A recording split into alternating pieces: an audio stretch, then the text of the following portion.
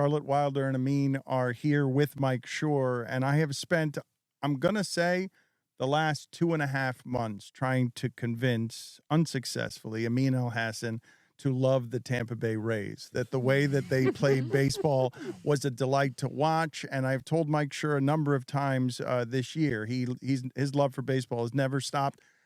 Outside of Tim Kurkjian and Boog Sciambi in my entire life, I have not met anybody else who cares about baseball the way that Mike Schur cares about baseball. And the Phillies team has captured something that I haven't seen a whole lot of in my life, where you have in 3 days, Castellanos and Harper hit 8 home runs. The city is at a decibel level that is unusual. When Philadelphia cares about sports, it can be a bit crazy, and Philadelphia has fallen in love with a team that it feels like it is represented well by some people that are having a lot of fun and hitting giant home runs. And who can't love Schwarber burgers?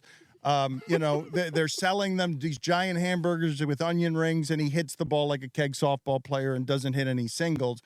The link between Philadelphia, it helps when you're always winning all your games. It helps when you're hitting giant home runs. But it has been really fun to watch the Philadelphia city embrace its baseball team. It feels like a time from 20 years ago. Yeah, there was an article recently, and I can't remember where, maybe The Athletic, about how there's a new generation of Philadelphia sports fans who don't like the reputation that the city has, which is that they throw batteries at Santa Claus, right? And punch horses. Police horses. And that there's like this movement, which I didn't know about. I thought it was the kind of like vibe there, but apparently it's like, no, we love sports and we don't want to be known as the angry, bitter city. We want to be known as the fun, celebratory city. You can feel it. You felt it starting in September when that team was really pushing toward the playoffs and going in through the playoffs, obviously. This feels like a city that is in love with a team. There's nothing more enjoyable, nothing in the world more enjoyable than a city in love with a team. It's Buffalo and the Bills, Philadelphia and their all of their teams, really. But I just get a tremendous amount of enjoyment. And it's why, to bring this back to your original point, the Rays are such a bummer. It's because that team has been really good for a really long time. No one cares. Tampa Bay is the opposite of Philadelphia, the absolute opposite. No one goes to the games. When they do, they don't really seem to care. There's nothing that team can do to make that city care. Now they're going to spend $1 billion of taxpayer money to construct a new stadium that also no one will go to. It's just such a bummer, man. It really bums me out. I have a cold weather theory about fans. I feel like the most intense fans are usually in cold weather 100%, cities. 100%. Because look, you can be a shout out Mike Ryan. You can be a huge Miami fan. You can also go to the beach whenever you want in Miami. If you grow up in New England or Philadelphia or Toronto Chicago or Buffalo, like there is like a darkness that is ingrained in you, that New York, that where you're just like, the weather is dark, but also this like East Coast, or not even East Coast, like cold weather cynicism that I think sports provide, not only a bright light and an earnestness, but also a reinforcement of that cynicism. So you're sort of right. You're either happy or you're right. Something has to be wrong in your life, yes, in order to really care about sports at that deep level. It yes. has to be like, there has to be pain. And there is no pain in Tampa Bay. There's no pain in San Diego, California. Life is great, man. Every day is great. Every day is the same as every other day. And winning warms you, is what you're saying. Yes. Warms your heart, thaws you, softens you. And losing just reinforces that cynicism and makes you feel like, well, I was right to feel that way. Yeah. So the exception to this rule, I would say, and I know there are a lot of people going to be upset when I say this, but going to Denver for the finals, I was staggered how little the city of Denver cared. Really? On game days, right around the arena, yes. Inside the arena, great crowd, very energetic, very passionate. Around the arena, people wearing jerseys. But like the next day, nary a single sign in the city that would let you know that the finals were here. I remember the year before, Warriors and Celtics. You get to Boston, you're driving, I think it's the New Balance facility that's right off the highway. They had a "Let's go Celtics," and the buses all said "Go Celtics," and everywhere you went, someone was wearing a Marcus Smart jersey or one of these things. That was Charlotte. Yeah, sorry. Same thing in Golden State. The rapid transit all says "Go Warriors." When you're walking around town, they have these banners hanging from the light posts, and it's got Clay and it's got Steph. Like, oh man, I'm in a city where the NBA Finals are. Denver, zero. Even in the stores, you wouldn't even see them hanging a banner or a pennant or anything. And I'd ask the Uber drivers and the people, like, why isn't there any excitement? It said the city cares about two things. Number one, the Broncos. Mm-hmm. Number two, the Avalanche, and then huge gap, and it's like the Nuggets or the Rockies, whoever's doing better out of the two. I also feel like there isn't quite that cynical pain in Denver as much. It's people who move there being like, I love to hike, and it's like, it's like cool. I love that character. I like to be sad in my bedroom. I like to ski, and I love to ski. I love to hike. I have a Camelback, and my dog carries its own water bottle. I'm wearing a fleece vest. Yeah. And life is good. So you've got priorities are in order in Colorado. I made enough money to move here and buy a home that I couldn't afford in the East Coast city I did live in, and now I'm realizing, what was the pain for? Well, let me ask Mike if I have this wrong, because I thought, not surprisingly, that David Sampson last week was purposefully and purposely trolling the pride of Philadelphia sports fan identity when he said Philadelphia bandwagoners, they have not been a top 5 baseball city. And furthermore, Harper was bad most of this season. He wasn't hitting home runs. They weren't so high on Harper 4 or 5 months ago. He is purposely saying that Philadelphia is all the cruel and racist and horrible things they were when they were cheering that Michael Irvin seemed to be paralyzed on the field. And you're telling me that's an outdated viewpoint, that a younger generation of Philadelphia fans is saying, no, we love this team for good and pure reasons. They're fun, and they clearly like playing together. Like, they're really clearly enjoying. One of the things that sports fans love most when one of these teams unite a community is when they see their own joy clearly in their players. No cynicism. Oh, those guys love what they're doing right now, and they love doing it with each other. That's where sports cities fall in love. Yeah. I mean, also, Sampson's ignoring the fact that Bryce Harper had Tommy John surgery last year. He's playing first base. He's played a total of like 90 innings at first base, and he's playing first base in the MLB playoffs at a very high level. The city loves that guy because he's tough and he's good and he shows up in the biggest moments. That's all anybody wants out of any of their athletes.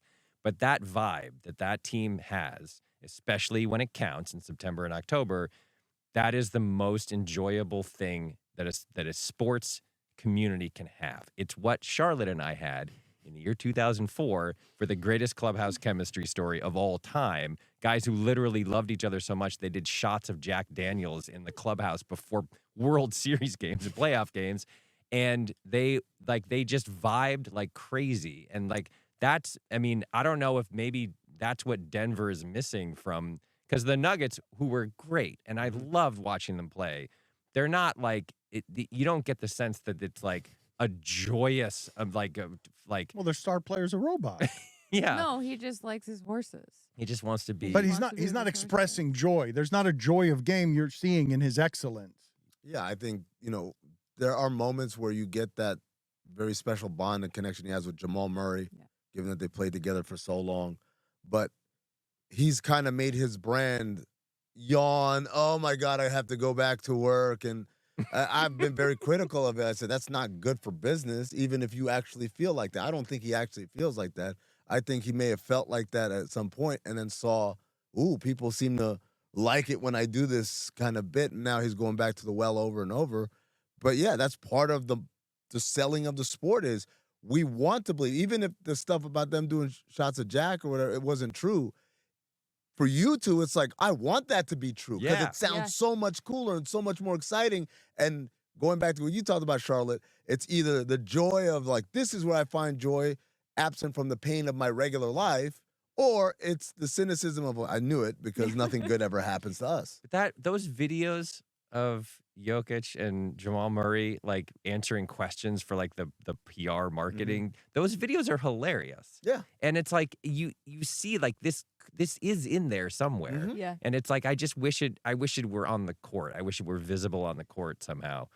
The feeling of a city, though, like those '04 are some of my most vivid memories ever. Like throughout that playoff run. I know you guys are going to make fun of me when I say I was in high school, but I was in high school, and we didn't have homework for 3 weeks. Like I left school to go to the parade, and teachers were like, "Cool." Like and you felt it. Like there was this undercurrent. Okay, cool. We can just laugh. I'm not that young. No, I'm laughing at that and the old. idea in Boston. What learning is, never mind about the books. What you need to care about is this baseball team. Dan, I'm gonna be honest though, it is the single most disastrous thing that happened in sports was that franchise winning a World Series because the entire this is the worst. Identity. I hate this. I hate this thing. Look, your entire identity as a city was 1918. No, first of all, Boston will always be miserable. Don't try to take this away from us. That's there no matter what. And second of all, Brandon McCarthy has made this same argument to me of like he hated it when the Cubs won in 2016. He hated it when the White Sox won in 2005 because he wants the misery.